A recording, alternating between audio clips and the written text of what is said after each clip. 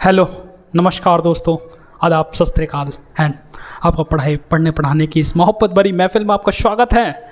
आपका जोरदार very warm welcome to you in this class. और हम आज आपका एक महत्वपूर्ण जिसका नाम है अफगान संकट। अब हम चैप्टर फर्स्ट पढ़ चुके हैं, आपको ध्यान है चैप्टर सेकंड का पार्ट फर्स्ट पढ़ चुके हैं, जहां हम सोवियत संघ को समझ सके हैं सही से कि सोवियत संघ क्या था, क्या विघटन के उसके कारण रहे और क्या क्या था जिसकी वजह से सोवियत संघ के विघटन के परिणाम पड़े। शॉक थेरेपी को समझ चुके हैं। आज हम एक आपका जो इतिहास का, हम एक तरह से कहें ये पॉलिसाइंस नहीं, एक तरह का इतिहास है जिसे आपके अध्याय में ऐड किया गया है, जिसका नाम है अफगान संकट। ये बहुत ज़्यादा महत्वपूर्ण है। आज बस आप इसको समझते जाइए, अफगान संकट क्या था, क्या कैसे कैसे बनेगा, ये क्या क्या था, क्या क्या प्रभाव नजर आएगा, और जो आज वर्तमान में हो रहा है अफगानिस्तान में तालिबान के जो कर रही है, वहाँ की सरकार के साथ, वहाँ के लोगों के साथ, वहाँ की शरिया के साथ, वहाँ के जनता के साथ क्या क्या बुराइयाँ हो रही हैं, इन सब का महत्वपूर्ण रूप से अध्ययन कराऊंगा मैं।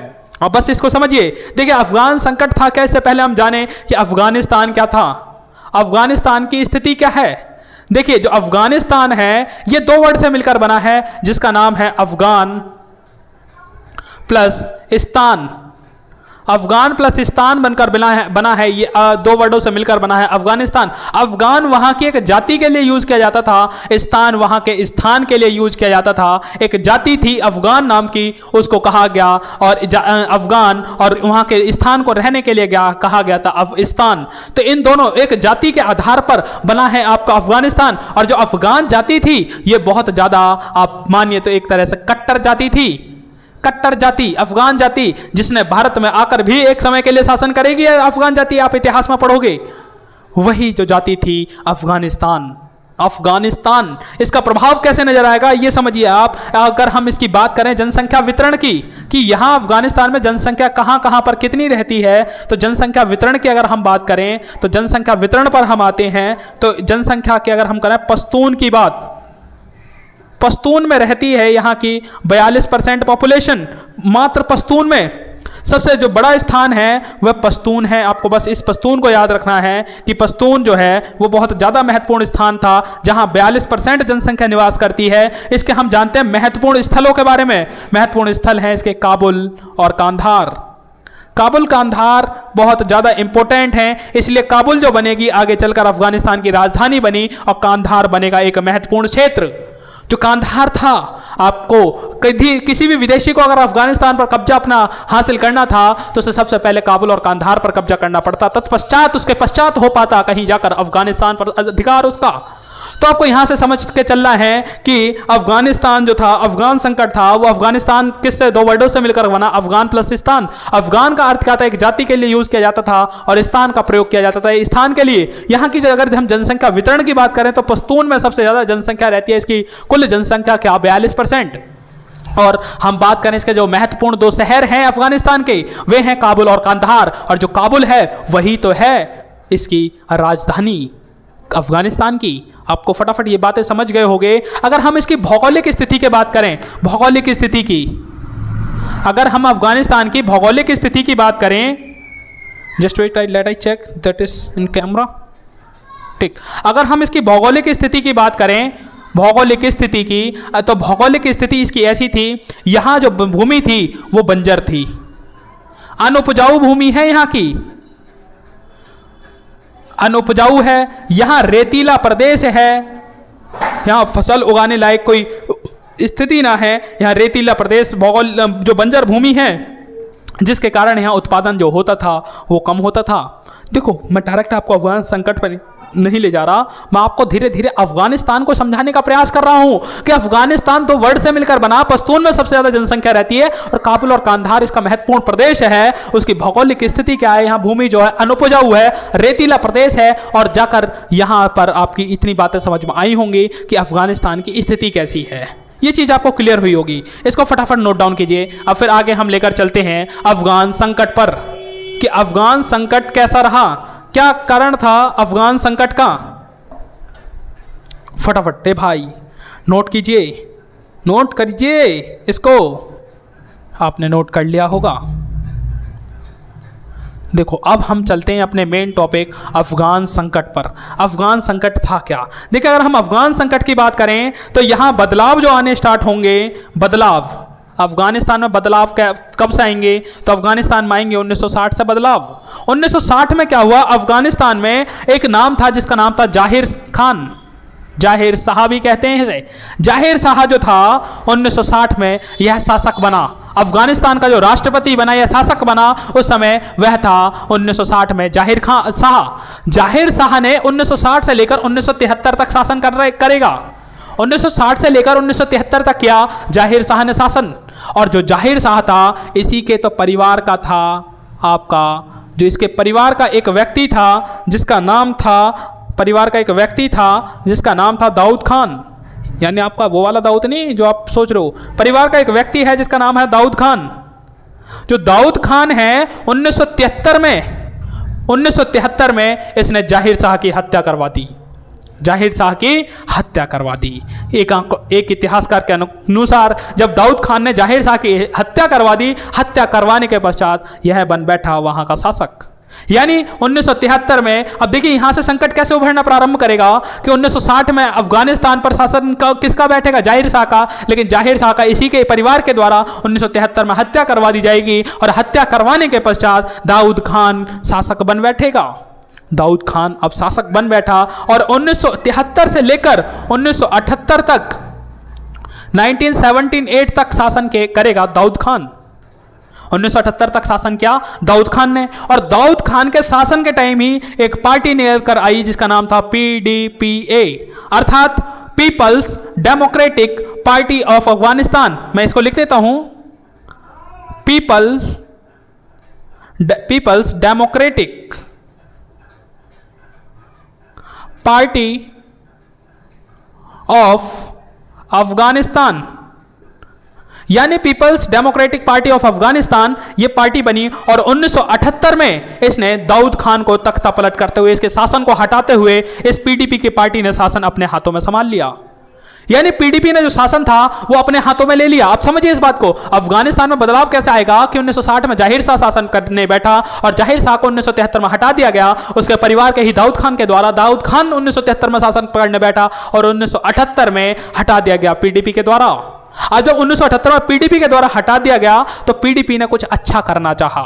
PDP ने अच्छा करना क्या चाहा? यहां भूमि सुधार लाई, यानी इसने लोगों पर अधिक कर लगाने स्टार्ट करे भूमि सुधार के माध्यम से, ताकि राज्य को यानी सरकार को ज्यादा पैसा इकट्ठा होना प्रारंभ हो जाए। अगर सरकार को ज्यादा पैसा इकट्ठा प्रारंभ होगा तो लोगों को ज्यादा भले के लिए कार्य कर पाएगी। PDP का मानना यह था। परंतु जब इसने भूमि सुधार कर लोगों पर अधिक कर लगाए तो लोगों ने इसका विरोध कर दिया। अब विरोध जब कर दिया लोगों के द्वारा, PDPA का विरोध किया गया तो यह विरोध को संभालने में नाकाम रह गई और यहीं से भूमिका स्टार्ट होती है अफगानिस्तान की। ये डायरेक्ट कॉल लगाता है, हेलो भाई साहब यूएसएसआर सोवियत संघ को फोन लगाया इसने, यानी सोवियत संघ से मदद मांगेगा। अब जो सोवियत संघ है वही तो करेगा आके अफगान संकट, अफगानिस्तान में हस्तक्षेप। यानी अफगानिस्तान में सोवियत संघ से हेल्प मांगी PDPA ने और सोवियत संघ आकर 1979 में हेल्प करता है PDPA की। 1979 से लेकर 1989 तक बना रहेगा सोवियत संघ अफगानिस्तान में। इसी बीच क्या होता आप देखिए, PDPA ने सोवियत संघ को बुला लिया। अब जब सोवियत संघ को बुला लिया, सोवियत संघ जब आ गई अफगानिस्तान में तो लोगों ने खुलकर विरोध किया PDPA का, यानी PDPA का विरोध किया। यहाँ की जनता ने विरोध किया और जनता ने एक नारा दिया, जिहाद ही तो होता है धार्मिक युद्ध। यानी जिहाद होता है धार्मिक युद्ध, धार्मिक ऐसा युद्ध जो स्वयं सिर्फ अल्लाह के लिए लड़ा जाए, ऐसे युद्ध को कहा जाता है जिहाद, जो धर्म युद्ध हो। यानी ये धार्मिक युद्ध है, ये धर्म युद्ध है और जो धर्म युद्ध है वह स्वयं सीधा अल्लाह के लिए लड़ा जा रहा है। आपका जिहाद का नारा दिया और कहा, इन व्यक्तियों ने जिसने आपके सोवियत संघ के खिलाफ लड़ेगी उन्हें कहा गया था मुजाहिदीन, उनको कहा गया मुजाहिदीन। मुजाहिदीन आपसे पेपर में पूछेगा, मुजाहिदीन किसे कहा जाता है? यानी उन लोगों को जिसने यूएसएसआर का खुले तौर पर विरोध किया, जिहाद का नारा दिया, अफगानिस्तान के लोगों को कहा जाता है मुहाजिदीन, मुजाहिदीन। और मुजाहिदीन के ही तो द्वारा दिया गया था जिहाद का नारा। आपसे पूछेगा इसका नेतृत्व कौन कर रहा था? तो इसका जो नेतृत्व कर रहा था उसका नाम था मौलाना उमर शेख। मौलाना उमर शेख के द्वारा इसका नेतृत्व किया जा रहा था। तो इस प्रकार से ये अफगान संकट प्रारंभ होना स्टार्ट हो जाएगा। अब देखिए अफगान संकट प्रारंभ हो रहा है, यानी आप समझिए कैसे अफगान संकट आता जा रहा है। यानी बदलाव 1960 में प्रारंभ होंगे, जाहिर शाह की जब शासन बनेगी, 73 में जब दाऊद खां के द्वारा उसकी हत्या करवा दी जाएगी, और दाऊद खां की जब हत्या करवा दी जाएगी तो नई पार्टी बनेगी। दाऊद खां को जब शासन से हटा दिया जाएगा तो पीडीपी अपने हाथों में शासन संभाल लेगी, और जब अपने हाथों में शासन ले लेगी तो वो भूमि सुधार लाएगी। भूमि सुधारों को सही से सफल ना कर पाने के कारण उसे सोवियत संघ से सहायता ले जानी पड़ेगी, और जब सोवियत संघ से सहायता लेगा तो 1979 में करेगा सोवियत संघ एंट्री, और जब 1979 में सोवियत संघ एंट्री करेगा तो पीडीपी का विरोध करना स्टार्ट कर देगी वहां की जनता ही तो कहती है मुजाहिदीन को कहा जाता है। उन्होंने धार्मिक नारा दिया जिसका नाम था जिहाद। इस प्रकार से आपका अफगान संकट प्रारंभ हो गया है। अफगानिस्तान में संकट के बादल ठहराने लगे हैं। आप फटाफट इतने को नोट कीजिए भाई, फटाफट नोट कीजिए। हम जरा 2 घूंट पानी पी लें।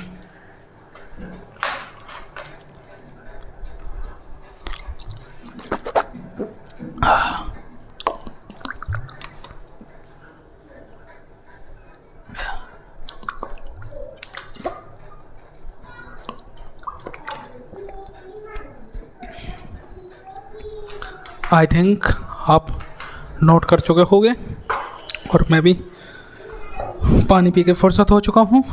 फटाफट, ठीक है। आपने यहाँ से समझा कैसे पीडीपी अपना रुख प्रारंभ करेगी सोवियत संघ को बुलाकर। अब सोवियत संघ जब यहाँ एंट्री मारेगा तो उधर संकट उत्पन्न हो जाएगा। अब इतने में ही बात थी। सोवियत संघ ने इधर विरोध किया, जनता इसका विरोध कर रही है। यहाँ 1985 में मैंने आपको कल वीडियो में बताया था, सोवियत संघ का राष्ट्रपति एक व्यक्ति बन गया था जिसका नाम था मिखाइल गोर्बाचेव।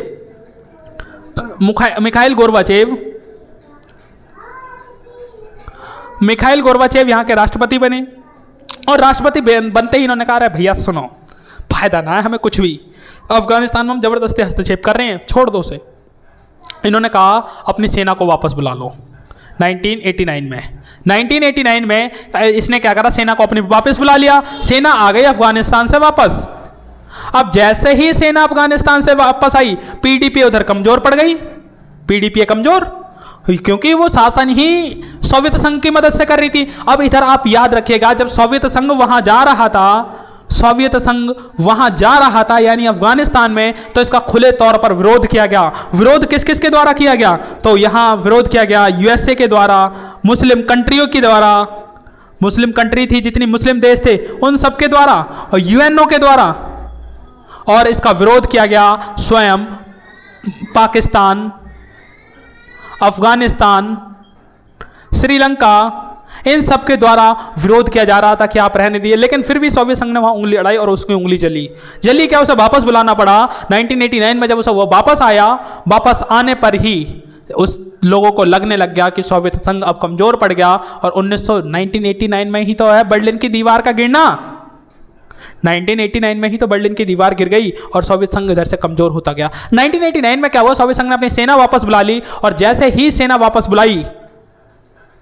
वापस बुलाते ही अफगान संकट पर फिर बादल लहराने लग गए अफगानिस्तान पर। तो ऐसे में ही एक व्यक्ति था जिसका नाम था नजीबुल्लाह।